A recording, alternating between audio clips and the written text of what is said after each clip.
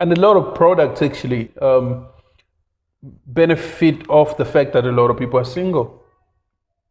Plenty of I was products. about to, Yeah. Disclaimer.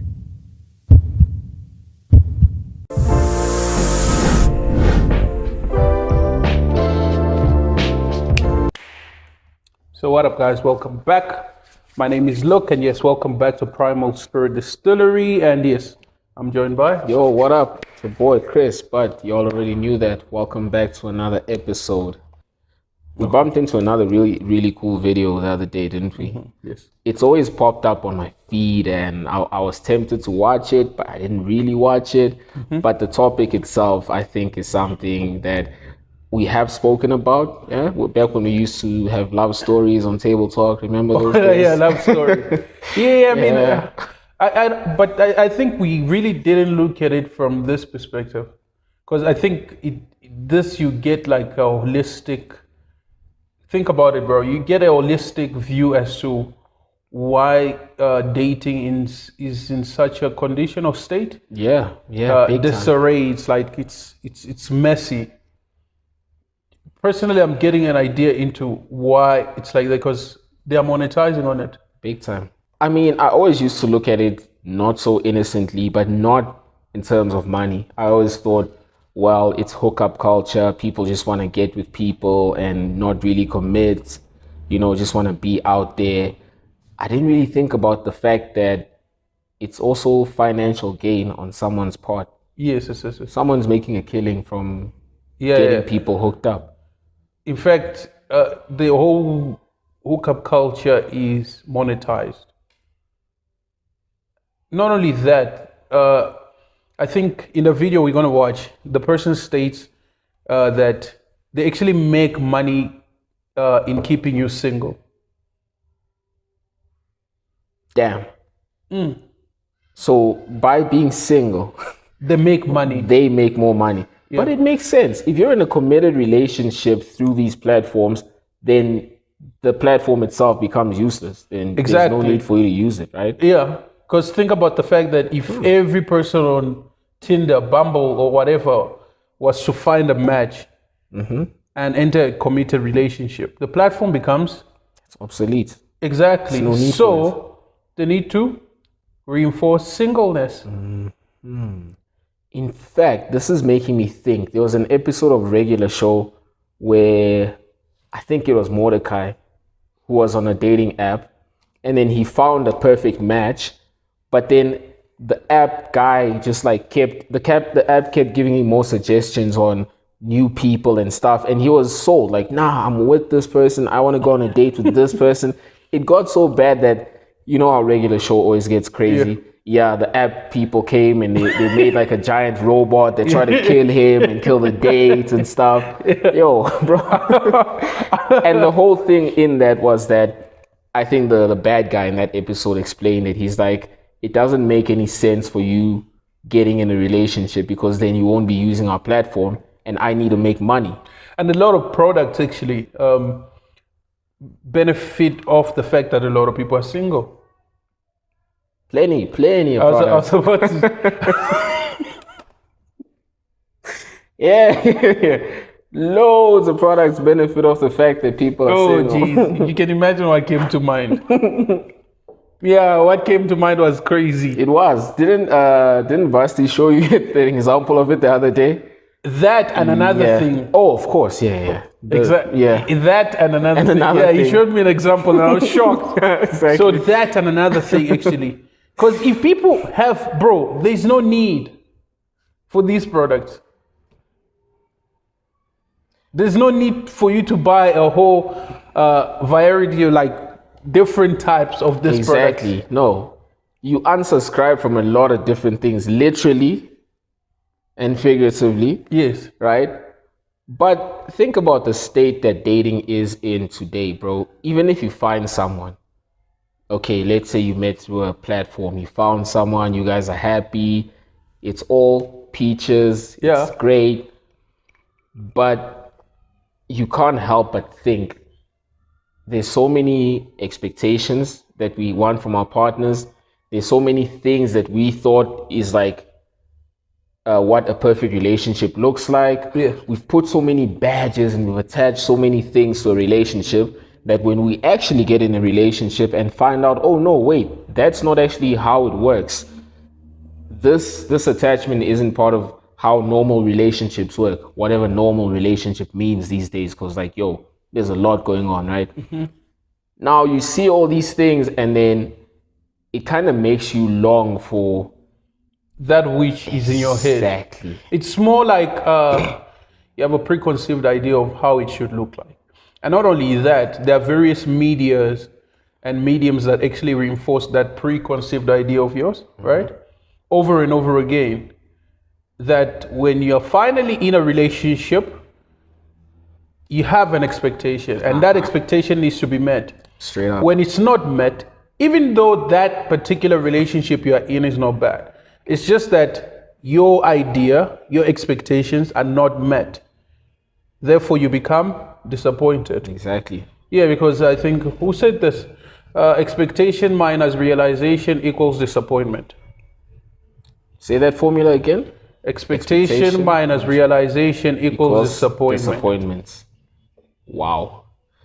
That's heavy, bro, because then it shows you how big the divide is between actual relationships and things that actually are in relationships versus things that we expect, both good and bad, and from both sides, right? From both participants. Yeah.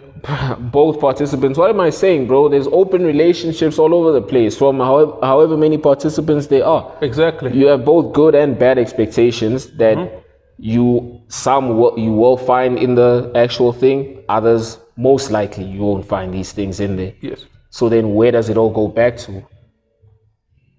The feeder, right? It goes back to that. They've sold us an image of how things should look like. And because we're not realizing that very image and idea, we are disappointed. Big time. We are unsatisfied. It's like in our mind, we've set the goal so high. And because that goal is not realized, not that, funny enough, don't you think that's where our expectations from the next person comes from? Exactly, bro. That's exactly where those things come from. We've been sold these idealized relationships, idealized people, idealized scenarios. A lot of it is just really content to keep you sold on a product, a service, an idea, a school of thought, whatever it could be. And then now you want to project that onto real people and make it a thing where it was never designed for real people in the first place. That's it. You just wanted to sell a certain product, a certain cause. Exactly, bro. Bro, let's get into it.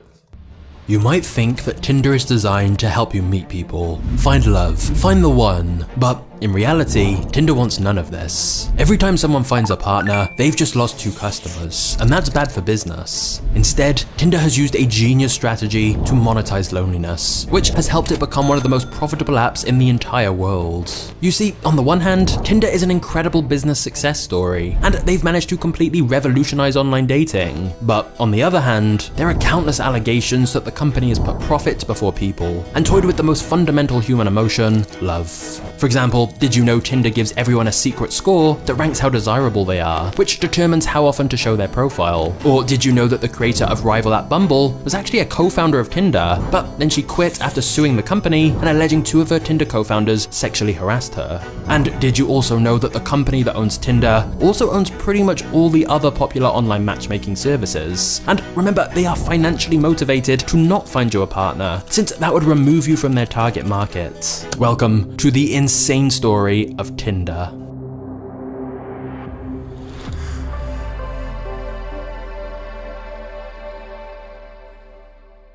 Tinder started out as a fun way to swipe through singles in your local area. It was new and exciting and everyone was talking about it. So you joined, and you were getting matches. The conversations were fun, and you were thinking how great and easy this is. But then something changed. You started getting less matches, less messages, ads started popping up, the amount of swipes you could do each day became limited. Once an app designed to help you meet new people now seemed like an app designed to help you spend more money. The excitement was gone. You were rarely meeting people anymore. Were you doing something wrong? Then you saw an ad for Tinder Gold. It promised to boost your profile and show you the people that were interested in you. You thought, that's what I need. This will get me back to the dates, the fun, the memories. You took out your card and made the purchase. $14.99 a month. It'll be worth it, you remember thinking. And at first, it was. It was like the old Tinder. You were getting matches and messages and dates, but then just like before, it all dried up. But Tinder had a new solution. You can upgrade to Tinder Platinum for an even higher fee. You started to wonder, what's going on? And to truly understand that, we need to travel back to where it all began.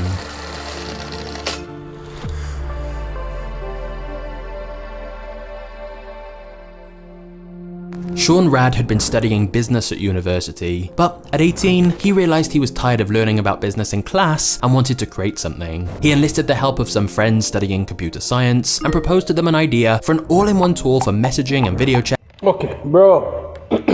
So now we start seeing the cracks in the system.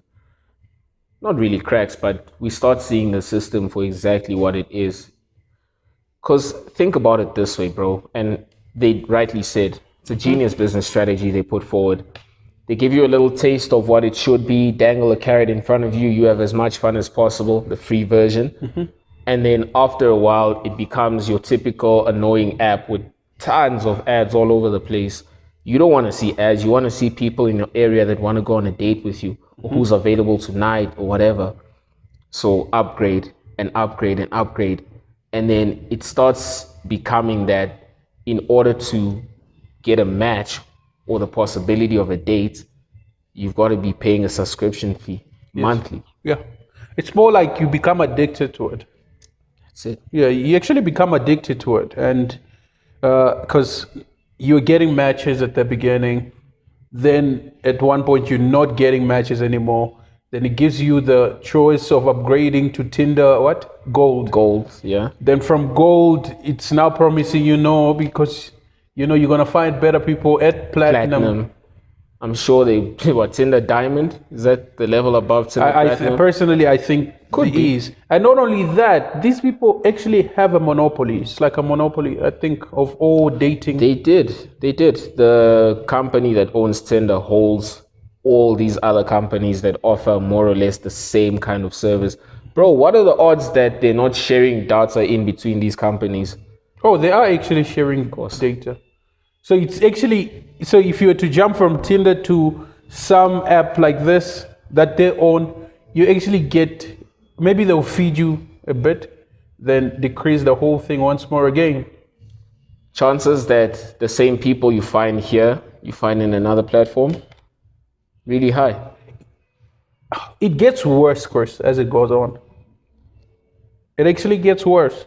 Because remember, it actually, okay, you know what? Tinder has openly admitted that there are definitely registered sex offenders on our free products, since Tinder don't vet who uses the app, which has inevitably ended up in some Tinder horror stories. Not to mention the people getting scammed through the app, like the Tinder swindler who conned his victims out of more than $10 million. However, perhaps the most controversial element of Tinder is how it makes its money.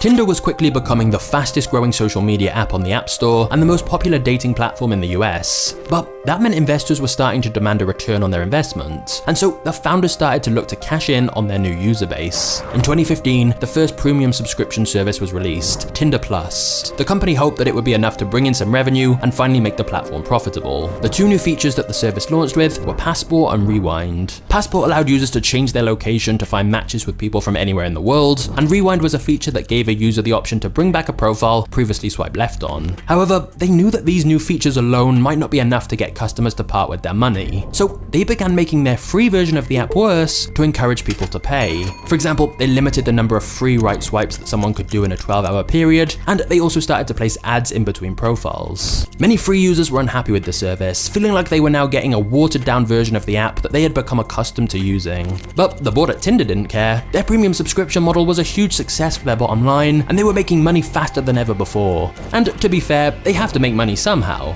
The problem was that this was just the very, very beginning of Tinder's monetization plans. But first, Tinder had another lawsuit to deal with. Okay, on a psychological basis, because think about this, bro. Yeah. If you're not getting matches, how does that interpret? It interprets you as undesirable, right? And it's ironic that you are on an app that has been giving you this promise of eliminating loneliness and finding true love, because in the real world, you can't get that. Yes. Apparently. So that's why you need this. Mm-hmm. And the same thing that's designed to help you is now reminding you of that same fact. You are undesirable. Bro, that would mess with your psyche on a big level. I don't even know where to start on that. Like, it's chai for you everywhere, bro. Like, yes. In real life, on the internet. Like, what do you want me to do now? On Tinder. Bro, on Tinder, even. Nobody wants you. Yeah, you're actually undesirable. I think majority of people actually feel like that. Don't you think in real life, a lot of people actually feel like, I'm undesirable. Bro, Tinder's making people think that nobody loves them, nobody cares and stuff. The only reason majority of people are there on the platform is because they want to feel like they're needed. They want to be loved. They want to find love, no? No, sometimes, no, 95% of 80% of the time, 60% of the time, that's what people are on Tinder for. They want to find love, right? So you think, it's hookups. Yes. That's how it's turned to. That's what it has turned You know what the funny thing is, bro? Any hookup chat site or whatever app, they always start off with the same bullshit promises. Okay, I don't know if I've never been on Tinder before. I tried making an account the one time, but I quickly talked myself out of it because I thought that was silly. For me, I just don't find it. What's the point? Oh no, I'll tell you why I didn't go on Tinder, bro, and this is so bad. Because now, I was chilling at home the one time, I think it was like 3 years ago, and then my brother, was in the room, and then he just comes out into the lounge, and he falls on the ground, and I thought this guy is dying, bro. Like, he's gasping for air. I'm like, yo, bro, what's going on? Dude, what the hell? He starts laughing, bro, like he's dead. Yo, he's finished. Okay. Nah, bro, why is this nigga laughing? So I go there, and then he shows me a pic of someone that I know on Tinder, right? Because he was on Tinder swiping. But it's not just anyone I knew, bro. It was who? My recent ex. She's on Tinder. Bro, it hadn't even been a month. And she's already looking for love. Tinder, bro. This guy was done. He was finished. That pissed me off. That's what put me off Tinder, like completely. Oh, because he didn't want to get there also. No, I felt hurt. I felt betrayed. It messed with my psyche. And I wasn't even a part of it. But all of these chat room things, like going back to my point, it's not always about love, because they always tell you no hookups, serious people only, right? And then when you actually are a part of it, the convos, it's not really what you think you thought it was going to be about. It's not really like love and stuff like, when are you available? Oh, tonight. Cool. Your place or mine. And you're thinking, yeah, I feel like this is a bit too fast, right? Why are we rushing things like that? I mean, yeah, fine. Mostly those are people that are used to the system already. It's people that are used to the system. And you don't want to know how many people they've done. Oh, bro, nah, they're stories upon stories. But then for people who are actually finding it hard to get a date in real life and meet people and stuff, if you're being reminded of this fact, it's like in your face, there's this app telling you you're not good enough. What's that going to do to you, bro? It's actually going to mess with your self-esteem. Big time. Big time. I think a lot of people get on these apps, right? This is how I've perceived it, and I come to conclude is that a lot of people actually get on these apps, whilst on these apps, actually realize, oh, okay, this is actually a hookup app, Yeah. and they just go with the motion. They know very well it's a hookup app, or some of them are hookup apps, and they just They just go with it. what is it? Hope? It's not the hope. They just go with the flow. They go with the whole hookup culture as well. They get hooked into it. Oh, so they basically get sucked into hookup culture. Yeah. As a result. Yes, as a result. Damn. Yeah, because if it's not promising love, I don't know. I've never heard of stories of people that met on Tinder and started dating and they're serious. Maybe we should see. We could. I'm sure there are examples of that. I'm sure there's people that have been married through Tinder, people that started families through Tinder. But I think it's a few. Yeah, well, Have you heard of Christian Mingle or something? Like, yeah, you know that one? I've heard of that one. Christian Mingle. Yeah, man. I mean, bro, that's a good concept, right? Like, What do you mean? Christian youth, well, people in general, and they have their own dating website where they can meet and just like find real love. I mean, that sounds How fun. many Christians are on Christian Mingle? All of them.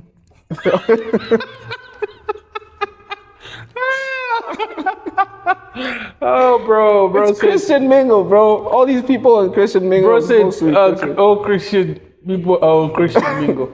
I've heard that so many times from mostly from a lot of women within different Christian societies and stuff. Yeah, like, oh no, have you tried Christian Mingle? Have you done Christian Mingle? I don't know a lot of homies that personally I know that were on Christian Mingle. Maybe they're more than women, whatever. But what are the odds now that Christian Mingle is just, it's like this Tinder, right? But somebody paints something over it and draws a cross. Yeah, that's it. It's Tinder, but the Christian version, which is not Christian. So- it didn't go to church at all. Didn't go. I guess when you open it up, it's like, thou shalt not fornicate. Rule number 1. I doubt. How many people obey such? Nah, bro. Forget about it. Nah. I felt, you know what, bro? You guys can go watch more of this video, yeah?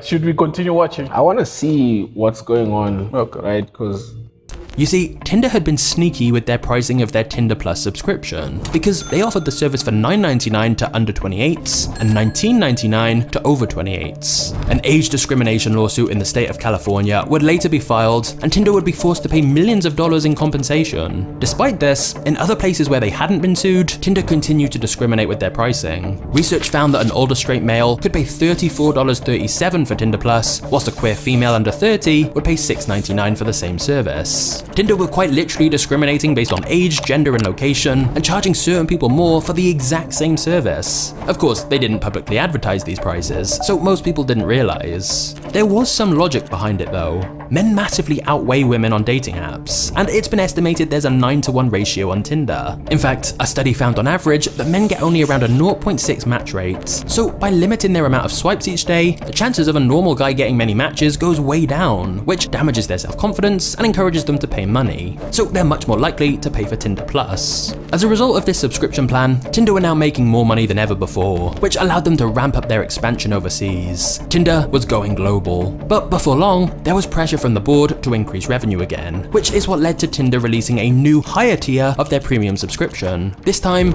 called Tinder Gold. For an extra $5 a month, or $10 extra if you're over 30, you'd be able to see the profiles that were swiping right on you and get one free profile boost per month. Now, profile boosting was something that was introduced to allow you to pay to put yourself at the front of the queue, increasing your chances of getting matched. It was around this time that free users started to report they were seeing a significant dip in interactions. But more on that later. The extra features and higher price point would mean that Tinder was now becoming not just one of the most popular apps on the App Store, but one of the most profitable too. Tinder ignored the ever-growing community of loyal fans that were complaining the app was turning its back on its very users that had made the app so successful, and instead, Tinder released a third, even more premium subscription tier, this time for $19.99 per month, or more if you're over 30 of course, and for this, you could be the lucky holder of a Tinder Platinum subscription. This allowed you the ability to message people but How do you get to swipe left, yes, no, based on just a person's face and what they've stated? Okay, fine. On the face thing, it's kind of like it's a fundamental human thing,